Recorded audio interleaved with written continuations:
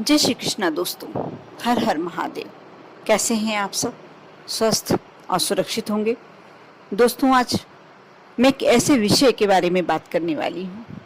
यदि बहुत समय से आप परेशानी ही परेशानी भोग रहे हैं, ऐसा लगता है कि जीवन में हताशा ही हताशा, नुकसान ही नुकसान, कुछ ना कुछ चिंता, कुछ ना कुछ संताप, समस्या, आपको ऐसा लगने लगा है कि अब जीवन शायद अच्छा निकले हमारा। यदि हम ऐसी परेशानी में होते हैं तो आप समझ सकते हैं कि हमको पल निकालना भी कितना मुश्किल होता है और हमारे सामने तो बहुत लंबा जीवन होता है। हम इन समस्याओं से जूझने के लिए अपने आप को तैयार करते करते इतने थक जाते हैं कि एक समय ऐसा आता है कि हम सब चीज़ों से हार चुके होते हैं, सब तरफ से हार चुके होते हैं। हम अपने रिश्तेदारों को, मित्रों को, दोस्तों को, सबको आजमा के देख चुके होते हैं, लेकिन अब कहीं से भी सहायता की उम्मीद आपके पास रहती नहीं है। ऐसे में आप एक शक्ति को आप आह्वान कर सकते हैं, अपने पास बुला सकते हैं और अपनी मदद के लिए गुहार लगा सकते हैं। सिर्फ छोटे से आह्वान पर वह आपके सामने उपस्थित होंगे और आपकी हर संभव मदद करेंगे। जिसके लिए आपने वर्षों से प्रयास करते करते अपने जीवन को हताशा भरा कर लिया है, वह समस्या आपकी जीवन से दूर हो सकती है। लेकिन इस कार्य को हम अपनी भलाई के लिए कर सकते हैं, अपने भाग्योदय के लिए कर सकते हैं। किसी को नुकसान पहुंचाने के लिए या किसी के बुराई के लिए नहीं कर सकते। यह है, आप सभी जानते हैं मंगलवार को कौन से देव पूजे जाते हैं, जो साक्षात कहे जाते हैं जीते जागते देव, जो 24 घंटे श्री राम के भजन में, श्री राम की सेवा में जुटे हुए होते हैं। और एक समय ऐसा होता है जो अपने भक्तों के लिए, जो श्री राम के भक्त हैं, जो हनुमान जी के भक्त हैं, वह उनके लिए अपना समय देते हैं और वह है हनुमान जी, बजरंगबली। आप मंगलवार, शनिवार भगवान जी की कई लोग, बल्कि कई लोग क्या, सभी हिंदू भगवान हनुमान जी को पूजन करते ही होंगे, हनुमान चालीसा का पाठ करते ही होंगे। लेकिन किस तरीके से करना है, हमें कैसे करें जिसका हमें पूर्ण प्रतिफल प्राप्त हो, हम वह नहीं जानते। हम बस करते रहते हैं और जब हम उसे एक नीतिवत तरीके से करते हैं, एक व्यवस्था से बनाकर करते हैं, तो हमें उसका पूरा प्रतिफल प्राप्त होता है।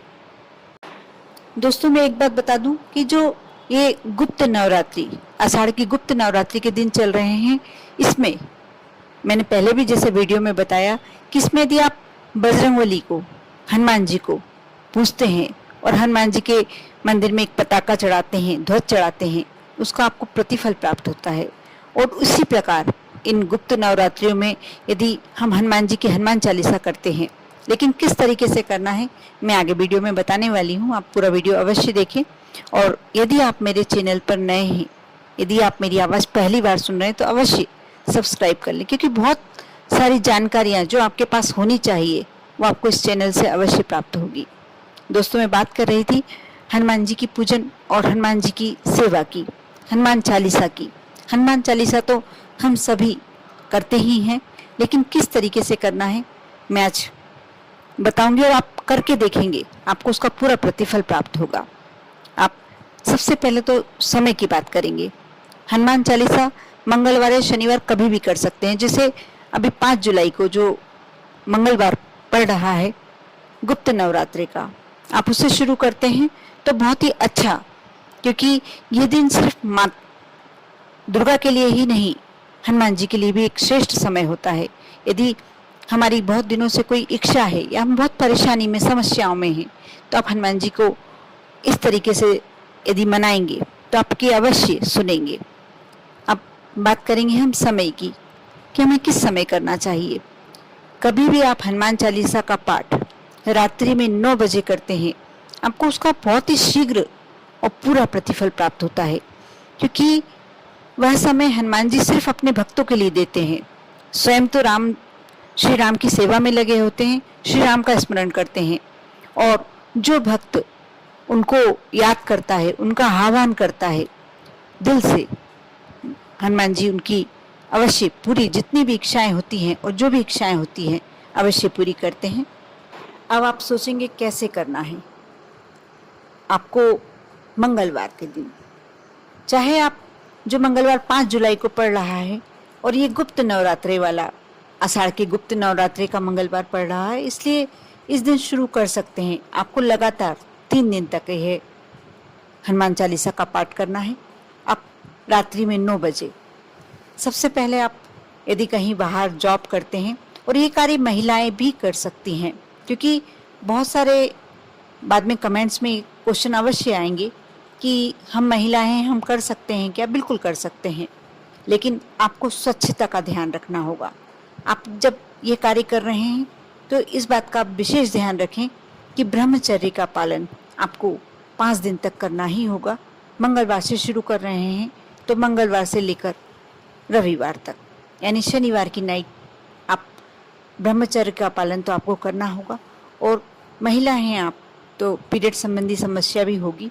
यदि आपको लगता है कि इस बीच में आपका पीरियड्स आ सकता है तो आप ये कार्य शुरू ना करें, क्योंकि इसमें कोई आपको बीच में विघ्न नहीं आना चाहिए। आपको ये कंटिन्यू करना है, लगातार करना है। आपको कहीं जाना है, आप जेंट्स भी हैं, पुरुष भी हैं, और आपको कहीं बाहर जाना है तो आपको यह उपाय नहीं शुरू करना चाहिए। फिर आप शुक्ल पक्ष के मंगलवार में से शुरू कर सकते हैं। आप कृष्ण पक्ष के मंगलवार को ना शुरू करें।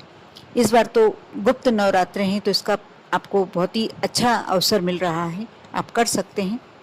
और अब मैं बताती हूँ कि जैसे महिला हैं तो कर सकते हैं, लेकिन आपको स्वच्छता का पूरा ध्यान रखना है। आप महिला हैं या पुरुष हैं, आपको ब्रह्मचर्य का ध्यान रखना है। और सात्विक भोजन, यदि आप व्रत कर सकते हैं तो बहुत ही अच्छी बात है। आप 3 दिन तक, जब तक आपको हनुमान चालीसा का पाठ कर रहे हैं, बल्कि 4 दिन तक आप लगातार व्रत करें। 3 दिन तो पाठ हो जाएगा, और चौथे दिन आप जब समापन करेंगे तो आपको, यदि व्रत कर सकते हो, नहीं कर सकते, आप शारीरिक रूप से सक्षम नहीं हैं, तो आप तामसिक भोजन ना करें। इन 4 दिनों में आप प्याज, लहसुन इनका त्याग करें। यदि आप नॉनवेज खाते हैं तो इन दिनों में ना खाएं। यह आपके लिए सबसे पहली शर्त रहेगी। अब बहुत बड़ा किसी कार्य को करने के लिए, किसी, जैसे अभी एक कमेंट्स में मुझे सुनकर, पढ़कर अच्छा थोड़ा सा ऐसा भी लगा था, किसी ने लिखा था कि मैं बहुत परेशान हूँ और मैं इस परेशानी से उबरने के लिए क्या कर सकता हूँ। मैं आपसे हमदर्दी रखती हूँ और मैं आपके लिए ही विशेष करके उपाय लाई हूँ।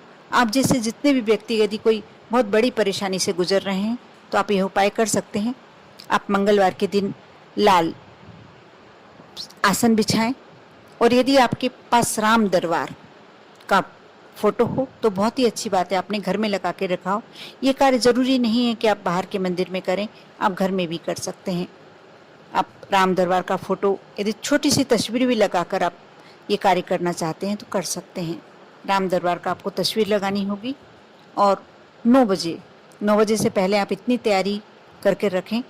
आप लाल रंग का आसन बिछाएं और भगवान गणेश का स्मरण करें। एक घी का दीपक प्रज्वलित करें, और हनुमान जी के भोग लगाने के लिए आप चना चिरौंजी, क्योंकि सबसे ज़्यादा प्रिय हनुमान जी को चना चिरौंजी का प्रसाद होता है, आप जितना मात्रा में रख सकते हैं उतनी मात्रा में रखें। कम से कम, आपको बहुत ज़्यादा मात्रा में नहीं रखना है। जितनी कम से कम मात्रा में भी रखते हैं तो प्रसाद की कोई क्वांटिटी नहीं होती, कोई मात्रा नहीं होती। उसमें तुलसी दल अवश्य डालें। और सबसे पहले हनुमान चालीसा का पाठ शुरू करने से पहले आप भगवान गणेश का स्मरण करें।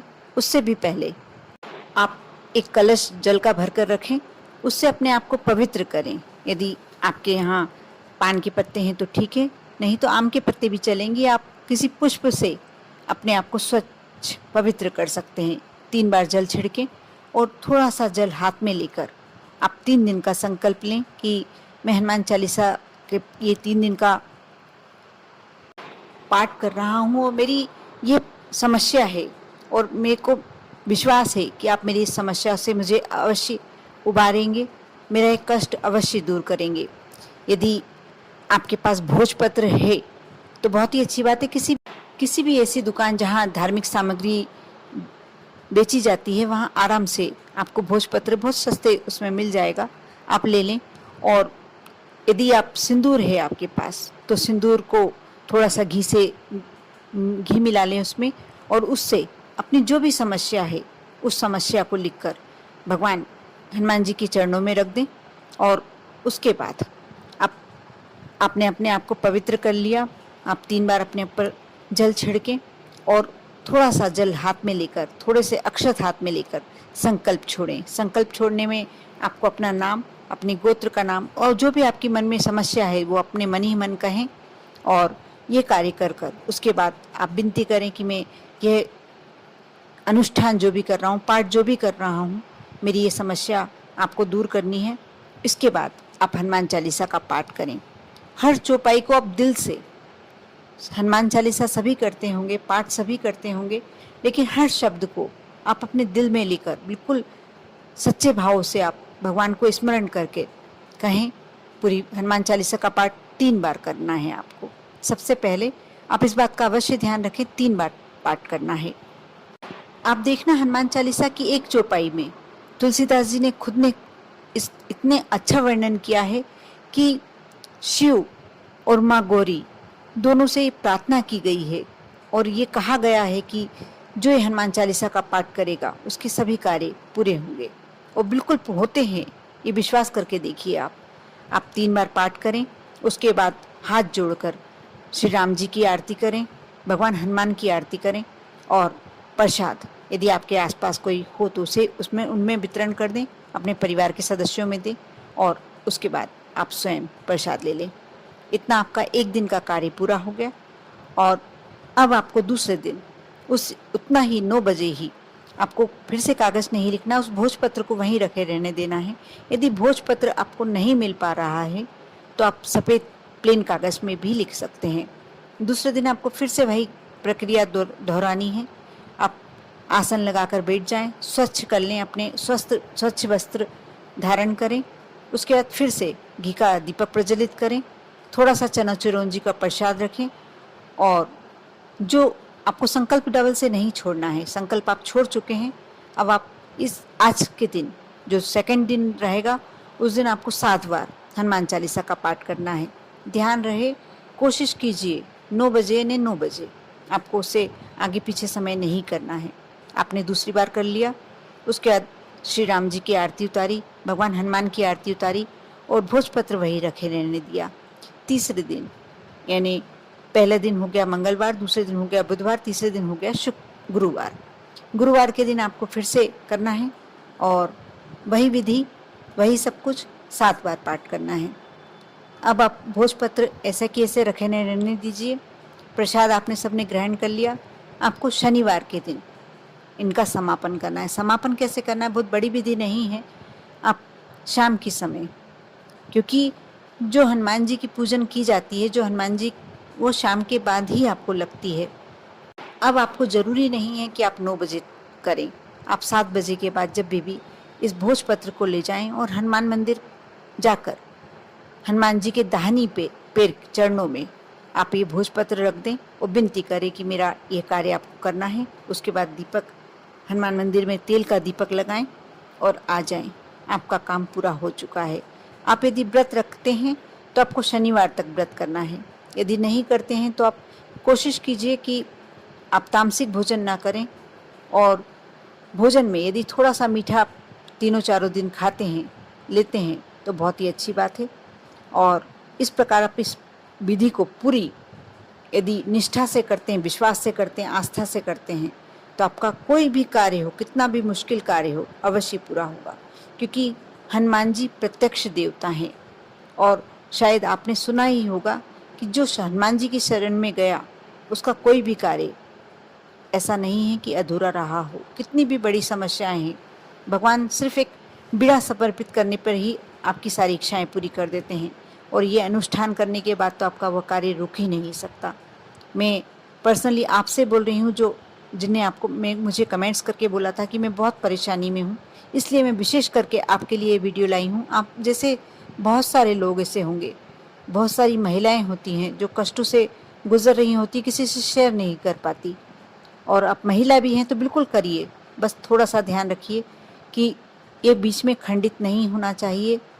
आप स्वच्छ होकर ये कार्य करें, ब्रह्मचर्य का पालन करें। बस इतनी आप यदि ध्यान रखते हैं तो आपका ये कार्य अवश्य सिद्ध होगा, ये उपाय आपका अवश्य सिद्ध होगा। आप कर देखें, विश्वास बनाए रखें। ओम नमः शिवाय।